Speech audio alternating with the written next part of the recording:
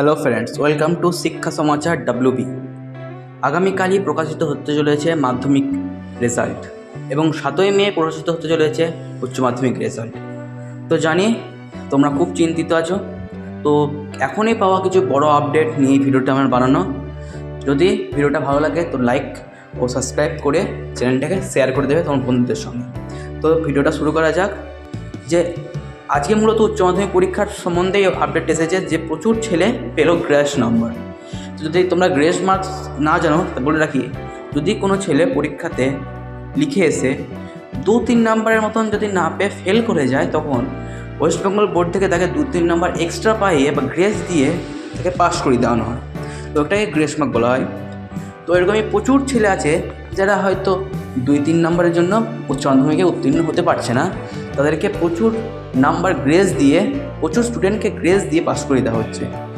এটা তোমার এই বছর থেকেই নয়, এটা অনেক বছর ধরেই হচ্ছে। আর এক্ষেত্রে তারাই গ্রেস পাচ্ছে যারা ওই 2-3 নম্বরের জন্য উত্তীর্ণ হতে পারছে না।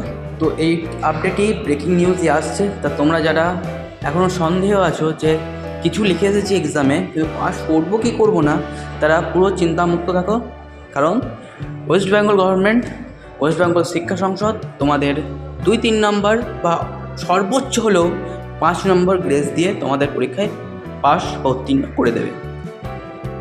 তো বাকি কত ছেলে 75% পেয়েছে, কত ছেলে 90% পেয়েছে, কে পরীক্ষার টপার হয়েছে, সমস্ত ডিটেলসই 7ই মে দুপুর 12টার সময় জানানো হবে। এবং তোমরা নিজের রেজাল্ট চেক করতে পারবে 2টোর সময় দুপুর বিভিন্ন ধরনের ওয়েবসাইটে।